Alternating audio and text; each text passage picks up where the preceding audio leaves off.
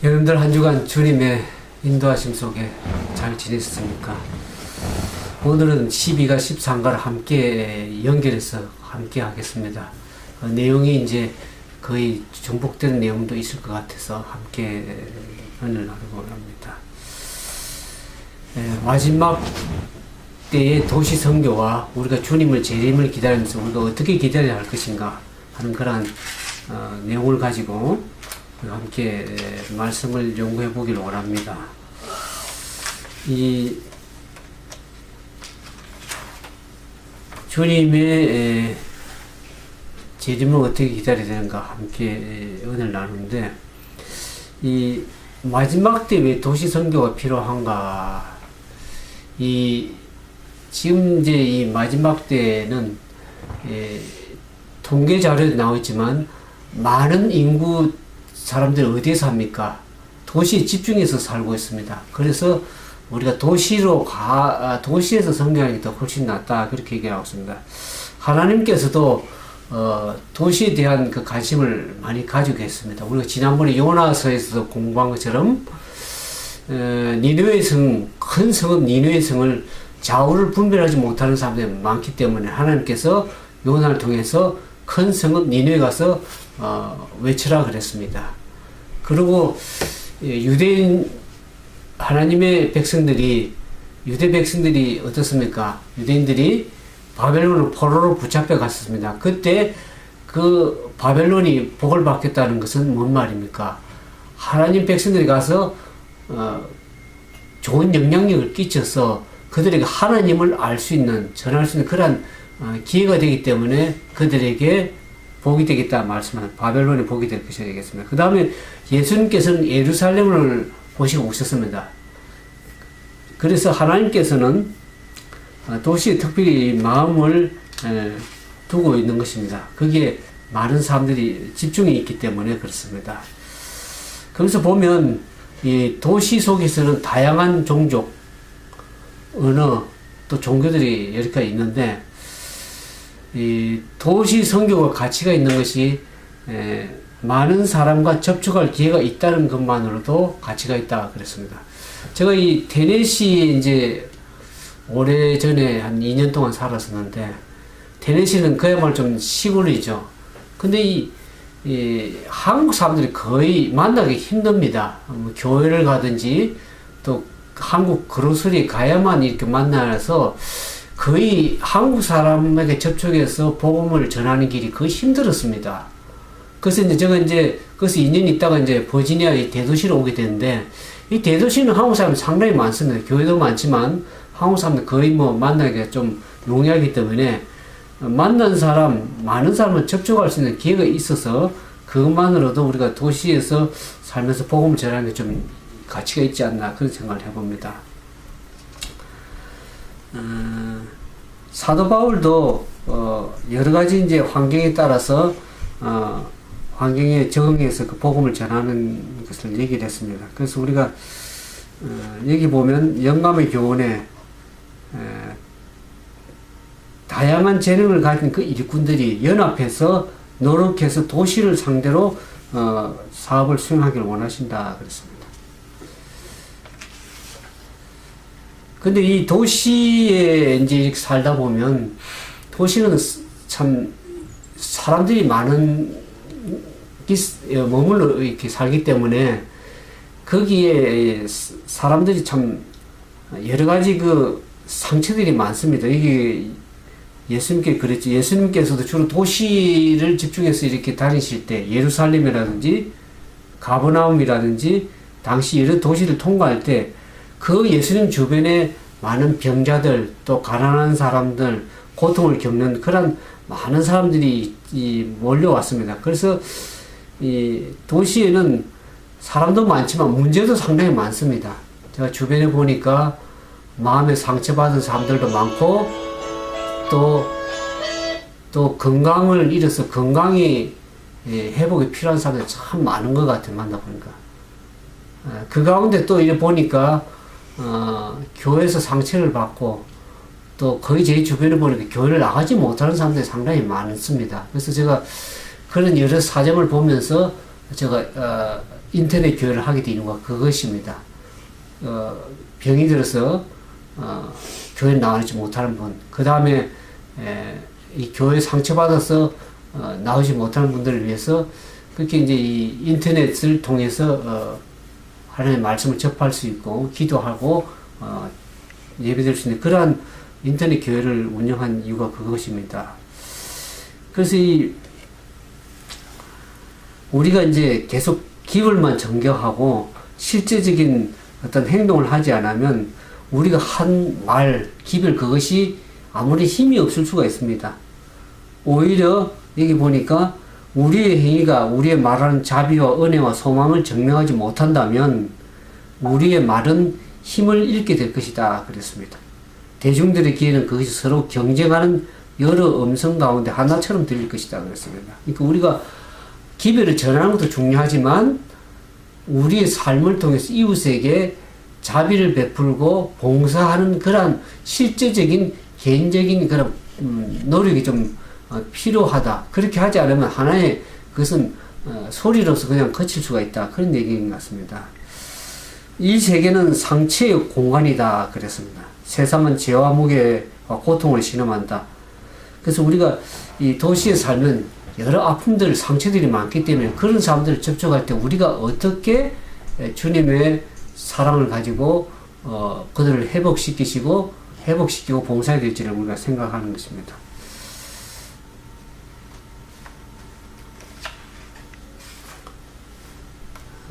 그 다음에 이제 보면은 우리가 이제 물론 교회적으로 해서 이렇게 뭐 전도회라든지 이렇게 할 수 있겠지만 우리가 이제 개인적으로 이렇게 사람들을 만날 수가 있는데 이제 거기에 보면 주로 이제 우리가 뭐 이렇게 복음을 나누고 또 씨를 뿌리고 거두고 이렇게 하는 것도 좋지만 그런 것이 제대로 되기 위해서는 서로 강력한 관계가 이루어져야 된다. 그러니까 오늘날 시기에 요즘 이제 복음 전도 가운데 보면은 관계 전도, 관계 중심의 전도다.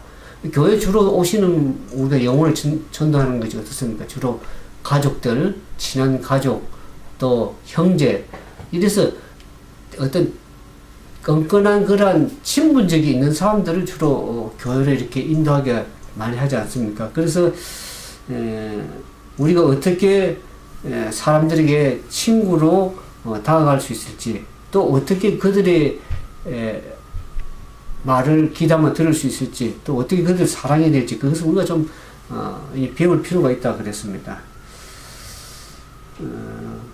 그런 것처럼 이 거대한 도시가 몰려있는 이 도시 안에서 이 외롭게 버려진 느낌을 살아가는 사람들이 많습니다. 그래서 그러한 사람들을 어떻게 우리가 영혼을 접촉하고 그들에게 사랑을 베풀고 주님께 인도할 것인지, 참 그런 마지막 시도 우리가 필요한 도시 선교의 중요성을 다시 깨닫게 됩니다. 또 한 가지는 여기 보면 도시에는 이렇게 사람들이 여러 가지 이제 살기 때문에 예수님 찾기가 어렵다 그랬습니다. 도시 속에서는. 그래서 소그룹으로 이렇게 사역하는 게 필요하다. 저는 뭐 이제 이렇게 일에 바쁠 때 사람들을 만나기 힘들기 때문에 주로 인터넷으로 이렇게 많이 하는데, 거기 인터넷에서도 여러 계층의 사람들이 많기 때문에 그 복음을 필요로 하고 또 복음에 관심 있는 사람들을 이렇게 그룹으로 모아서, 소그룹으로 모아서 그 인터넷 교회라는 것을 이제 페북을 통해서 이렇게 말씀을 그룹 사역을 하고 있는데, 거기에 이제 서로 말씀을 나누고 하는데, 어느 분이 지난번에 글을 올렸습니다. 믿는 사람들 지난번에 공부했죠. 따기 쉬운 열매만 따지 말고 좀 따기 힘든 열매를 따야 된다. 그런 의미의 내용을 이제 우리가 배웠는데, 그 글을 올린 분이 저한테 이렇게 댓글을 달았습니다. 좀 이제 믿는 사람들 말고도 믿지 않는 그런 사람들을 통해서 좀 전도를 하면 좋겠다. 그런 내용의 글을 저한테 올렸습니다. 그래서 이제 그동안 좀 믿는 사람들을 중점적으로 이렇게 이제 복음을 나누고 있었는데, 생각보다 따기 힘든 열매들, 복음을 접촉하지 못한 그런 사람들에게도 우리가 기별을 나누고 주님께 인도해야 될 그런 사명을 우리가 배운다. 그래서 여러 사람들 다 할 수 없기 때문에 그룹으로 해서 그룹 사역으로 소그룹으로 이렇게 하는 것도 좀 도시에서는 사역이 좀 필요하지 않나 그런 얘기를 하고 있습니다. 여기 보니까 메디컬 미니스트리 304편 이런 얘기했습니다. 하나님이 과거에 보내주신 기별에는 변함이 없다. 지금은 도시 선교에 있어서 매우 중요한 시점이다. 하나님이 바라시는 만큼 도시에서 사업이 이루어진다면 그 결과는 우리가 이전에 보지 못한 강력한 운동이 시작되는 계기가 될 수 있다. 이 도시에 여러 가지 문제가 많지만 그것이 우리가 봉사하고 섬기고 해야 될 그러한 하나의 과제이기 때문에 그걸 통해서 영혼들을 접촉하고 또 이 마지막 시대에 도시에 죽어가는 영혼들이 많기 때문에 그 영혼들을 어떻게 주님 교를 인도해야 될지 우리가 함께 깊이 좀 도시 선교에 관심을 가지고 집중적으로 기도하면서 성령의 능력을 구해준다. 그런 생각이 들어집니다. 많은 사람들이 이제 한 가지는 좀 미터에 해가지고 좀 시골에 정착해서 또 한국에는 보니까 어떻습니까? 좀 전원주택 같은 걸 지어서 좀 편하게 살라고 하는데 그런 반면에도 복음을 전하려고 하면 항상 도시에 와야 사람들을 만나기 때문에 도시에 정착하면서 그들에게 빛을 나누는 일이 좀 필요하다 그런 생각을 해봅니다. 그 다음에 이제 우리가 잠깐 마지막에 보면 우리가 그러면 주님의 재림을 이제 앞에 두면서 어떻게 기다려야 하는가? 참 이 중요한 문제입니다. 우리가 가장 우리의 큰 앞에 두어진 문제가 예수님의 재림이기 때문에 우리가 그냥 막연히 재림을 기다리는 사람들이 아니라 어떻습니까? 무엇인가를 하나님께서 이 귀중한 시간에 뭘 하기를 원하시는 것입니다. 우리가 마태복음 24장에 보면 예수님께서 제자들 앞에 그렇게 얘기했죠. 그 예루살렘 성전을 보면서 돌 하나도 돌에 남지 않겠다 그 말을 했을 때 제자들이 어느 때 그런 일이 있겠습니까? 그렇게 질문했죠. 그때 어느 때 그런 일이 있사오면 또 주의 임하심과 세상 끝에는 무슨 징조가 있사오니까 그렇게 얘기할 때 예수님께서 어떤 징조 아울러서 마지막 때에 세상에 일어날 그러한 일들을 복합적으로 얘기를 했는데 그 징조들을 얘기할 때 어떤 내용이 있었습니까? 여러 가지 이제 사람의 미혹을 받지 않고 주의해라 그랬습니다. 많은 사람은 내가 그리스도다 그래가지고 사람들을 많이 미혹하겠다 그런 얘기도 있고 또 전쟁과 난리 소문이 있겠다. 그래서 처처에 기근과 지진이 있겠다는 그런 여러 가지 예수님의 재림 전에 있을 징조들을 많이 얘기를 하셨습니다. 그러면서 마지막 마태복음 24장 6절에 보면 그러나 이것이 다 재난의 시작이고 끝은 아니라 그랬습니다. 이런 재난들이 계속 시작되고 연거푸 이뤄오겠지만은 결국에 천국 복음이 땅끝까지 전거되어야만이 그제야 끝이 오리라 하는 예수님의 말씀이 있습니다. 그래서 우리가 해야 될 일은 결국 어떻습니까? 복음이 전거될 수 있도록 우리 삶을 가지고 해야 될 것을 얘기를 했습니다. 그러면서 마태복음 24장에 예수님 재림 징조와 얘기를 하면서 깨어서 있으라고 말씀하시면서 25장에 보면 그 예수님의 재림이 앞둔 그 사건 이후에 예수님께 세 가지 비유를 얘기를 했습니다. 그 비유가 뭡니까? 마태복음 25장에 보면 열처녀의 비유가 있고 그 다음에 무슨 비유입니까? 달란트 비유, 그 다음에 양과 염소의 비유가 있습니다. 그것을 통해서 우리가 예수님의 재림을 앞두고 있는 우리들이 무엇을 어떻게 재림을 기다리면서 일을 해야 될지를 그 비유를 통해서 우리가 배울 수 있는 것입니다. 제가 이제 열처녀의 비유를 보면서 우리가 슬기로운 처녀든 미련한 처녀는 어떻습니까? 다 졸며 잘새 그때에 신랑이라도 마저 나오라고 깨우는 소리가 있습니다. 제가 그 일을 주로 하고 있습니다. 인터넷을 통해서. 인터넷 사역을 통해서, 우리가 깨어 있어야 될 것을 얘기를 하고, 주의 재림을, 앞두고 있는 자로서 우리가 어떤, 깨어있는 삶을 살아야 될 것인지, 그렇게 얘기를 좀 그러긴 하고 있고, 달란트 비유 보면 우리가 가진 재능, 또 우리가 가진 재물을 어떻게 잘 사용해서 우리의 재능을 더 배가해서 쉽게 뭐 복음의 장사죠. 그걸 통해서 우리가 영혼들에게 어떻게 더 복음을 나누고 나의 달란트를 통해서 더 준비시킬 것인가. 그 다음에 이제 보면은 양과 염소의 비유는 뭡니까? 오른편에 있는 자와 왼편에 있는 자를 나누면서 지극히 작은 자 하나에게 한 것이 결국 누구에게 한 것이다?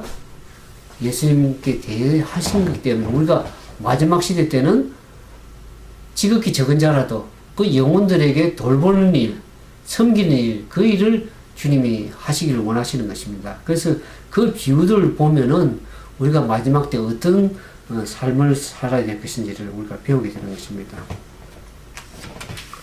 그 다음에 여기 보면 이제 기다리는 동안에 우리가 부흥과 계획을 해야 된다.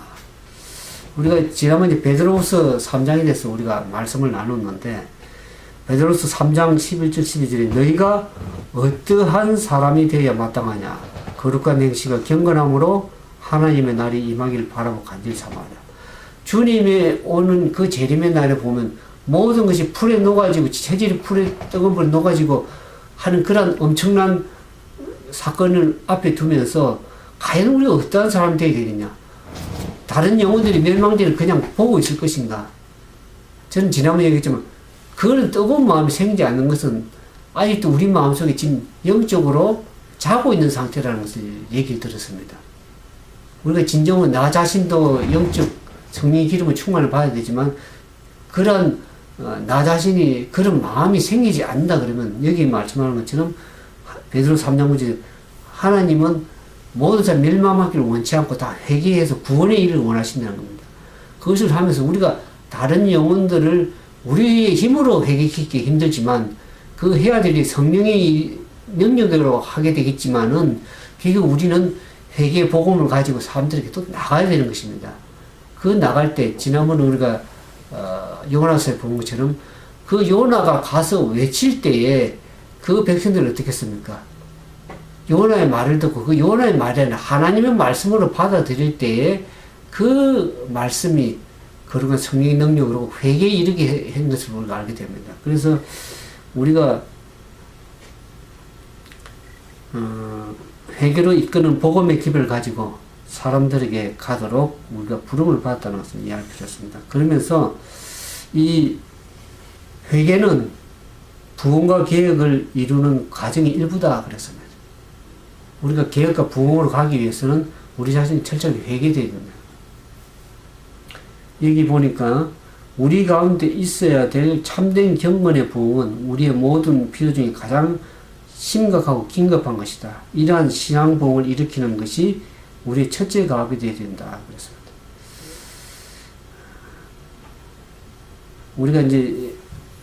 우리가 참 그렇지 않으면 우리가 어떤 미적한 가운데에 계속 영적으로 잠들어 갈 수 있기 때문에 그렇습니다. 우리가 날마다 말씀으로 깨어있고 기도하지 않으면 우리의 삶에 참 여러 가지, 특히 도시에 살면 경제적 문제도 있겠고 여러 가지 사건도 많고 신경 써야 될 일이 너무 많습니다. 그러다 보면 우리가 세상에 그냥 휩쓸려 내려가기 쉽습니다. 그래서 우리가 참된 회개를 이루고 그래서 우리의 삶이 열처녀는 잠에서 깨어날 필요가 있고 어리석은 처녀는 어떻습니까? 그의 삶에 성령을 모실 자리를 더 늘려가야 되고 그래서 우리가 진정으로 이 마지막 때에 다른 영혼, 나 자신과 또 다른 구원해야 될 영혼들을 위해서 기도하고 성령으로 충만한 그러한 여전히 성령을 구하는 그러한 일을 통해서 우리가 더 선교와 봉사에 tul출할 수 있는 주님의 제자로서의 계획된 삶을 살아야 된다. 그렇게 얘기를 하고 있습니다. 예, 기도하고 말씀을 연구하며 너저미 성령의 충만을 구하는 우리의 신앙생활에 부흥과 계획이 필요하다. 개인적으로 그렇게 해야 되겠지만 교회적으로도 우리는 부흥과 계획이 필요합니다. 지극히 작은 자들에 대한 우리의 태도 행위에 부흥과 계획이 필요하다. 그런 말씀을 하셨습니다. 그러면 우리가 이제 주님의 재림을 기다리면서 우리가 교회로서의 또 개인으로서 어떤 사명을 해야 될 것인가 보면 성경은 그렇죠. 이 많은 병자들 지금 시대에 가면서 병자들이 너무 많습니다. 암으로 고통당하는 사람들 제 주변에도 있고 그래서 그런 사람들을 위해서 기도도 해야 되겠고 또 그런 사람들 회복할 수 있도록 건강의 법칙들도 건강의 원칙도 가르쳐 줘야 돼요. 그래서 제가 저 사이트에 들어보면 건강에 대해서 많은 얘기들을 나누고 있습니다. 그래서 마지막 때는 육체적으로든 정신적으로든 영적으로 회복이 참 필요합니다. 많은 이 사람들이 병들어가고 있다. 그래서 우리가 전인적 회복, 육체적, 정신적, 영적으로 회복하는 사업을 주님 원하시는데 오직 그리스도의 은혜를 통해서만 그러한 육체적, 정신적, 영적 회복 사업이 이루어질 수 있다 그랬습니다.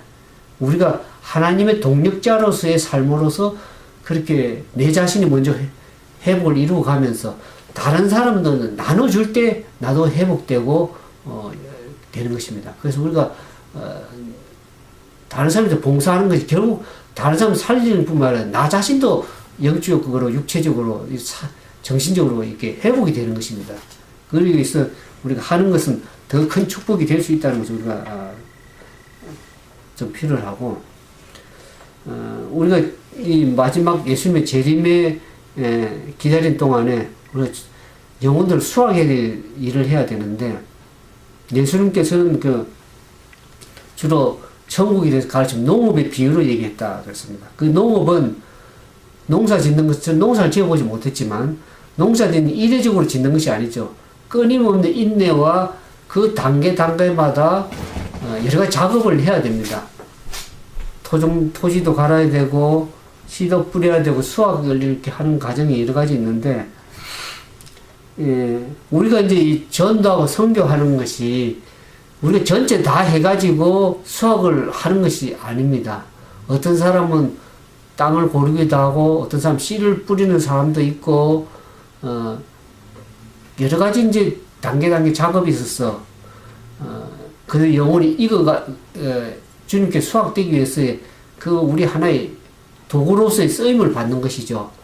그러니까 사도 바울도 그랬죠. 물주니와 심느니와 물주니가 다 일반이나 결국 그것을 자라게 하시는 분은 하나님이십니다. 그러니까 우리가 거기에 한 분야에서 쓰임을 받는 것인데 그러나 그것이 우리가 다 거기에 동참을 하는 것이죠.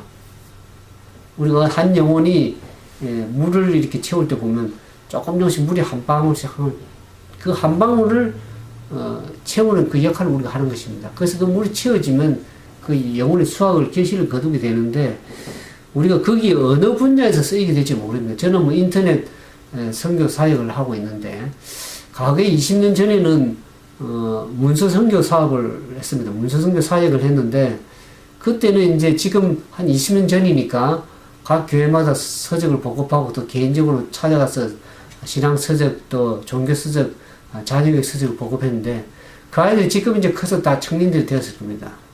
그래서 그 아이들이 이제 교회 들어와서 활동을 하겠는데 교육 사업도 한 25년 걸린다 그래요.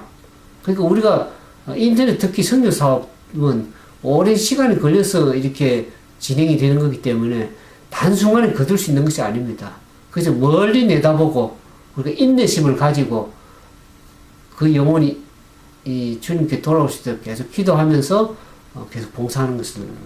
그래서 최종적으로 누가 결실을 그을지 모르지만 우리는 어느 한 분야에서 최선을 다해서 다양한 봉사를 필요로 하다. 그럼 여기 보니까 있습니다. 목회자와 평신도 모두가 하나님 소유된 백성으로서 교회를 구성하는데 그들이 각종 다양한 특별한 은사를 가지고 함께 일하도록 부름을 받았다는 겁니다. 여러 가지 다양한 은사가 있죠, 교회 안에. 그래서 그 다양한 은사들을 통해서 우리가 교회 안에서도 봉사해야 되겠지만 교회 밖에서 봉사를 더 필요로 한 것입니다. 제가 이제 인터넷 선교사 하기 한 2년 전에 교회를 개척하기 위해서 나와서 쭉 하다 보니까 참 힘들어서 결국에 하나님의 인도하심이 있어서 인터넷 웹사이트를 통해서 복음을 전하게 됐었는데 나와서 일을 하다 보니까 과거에 이렇게 말씀을 공부 가르치고 이렇게 한 것이 그것도 필요합니다. 그러나 나와서 이렇게 일을 해보니까 오히려 더 준비가 안 됐다는 것입니다. 그냥 나눠서 안에서 가르쳐주고 나눠준 것이 뭐 크게 준비가 된 줄 알았지만 그날은 시작 단계고 준비가 된 것이 아닙니다. 우리가 지식적으로 안다고 해서 모든 게 다 된 것이 아니고 그것이 실제 삶에 가서 그렇게 행동되어지고 나와져야만이 그것이 진짜 열매를 거두는 것입니다. 예, 이제 2년이 지난 이후에는 교회가 필요 없다는 게 저도 교회를 한 달에 한두 번씩 갑니다. 교회를 가지만 제가 인터넷 교회를 통해서 복음을 나누는 것은 그런 많은 영혼들이 이렇게 필요로 하는 영혼들이 많기 때문에 그래서 우리가 함께 나누고 함께 배워가고 또 우리가 회복되고 치유되어서 진정으로 주님을 더 잘 섬길 수 있도록 그렇게 하는 것입니다. 그래서 우리가 이제 안에서의 봉사도 중요하지만 밖으로 좀 내다볼 수 있는 그런 지혜, 그런 능력이 좀 우리에게 좀 필요된다 그렇게 생각이 들어집니다. 왜냐 그러면 스스로 자기 발로 찾아오는 사람도 있기 때문에 대부분 우리가 도시 선교에서 마찬가지로 찾아가야 되는 것입니다. 가야만 만날 수밖에 없는 사람이 많아요. 근데 제가 이제 가게는 이렇게 가서 만나게 됐지만 지금은 사람들이 도시에 사는 사람들 다 바쁩니다. 한국도 마찬가지고 먹고 살기 바빠서 만나기가 참 힘듭니다. 그래서 그 사람들이 필요한 시간에 들어올 수 있도록 또 우리가 이제 그런 웹사이트를 통해서 언제든 24시간 열려있기 때문에 들어와서 볼 수 있도록 그렇게 이제 인터넷 사역을 하고 있는데 아무쪼록 우리가 어떤 일을 하든지 간에 영혼들을 찾아가고 만나고 하는 게 참 중요합니다. 여기에 이제 이 마지막을 보면 영국의 작가 찰스 디킨스라는 사람이 두 도시 이야기라는 책을 썼다고 합니다. 그 책을 제가 읽어보지 못했는데 여기 보면 그 두 도시를 얘기는 런던과 파리 얘기인데 두 도시 이야기가 성경에 비해보면 어떤 의미에서 성경도 두 도시의 이야기다 그렇게 볼 수 있습니다. 그 두 도시가 성경에는 바벨론과 예루살렘이다 그런 표현을 할 수가 있습니다. 우리가 계시록 14장 8절과 18장을 보면 사도 요한이 바벨론에 대해서 얘기를 하죠. 마귀의 소굴이 됐고 악한 영들이 모이는 그런 소굴이 되었다 그렇게 표현을 하고 있죠. 그것은 이제 바벨론을 묘사할 때 그렇게 묘사하면서 그 영적 바벨론 그것이 하나의 멸망될 것이고 무너질 것을 얘기를 했습니다. 그래서 이제 하나님의 배도하는 세력, 제약의 소굴. 그래서 이 도시는 언젠가 폐망할 것이 얘기했지만 거기에 비해서 이 예루살렘은 어떻게 표현합니까? 계시록 21장 1절 4절에 보면 새 예루살렘 성을 얘기를 합니다. 새 예루살렘의 신부를 단장하는 것 같이 내려온다 그랬습니다. 우리가 이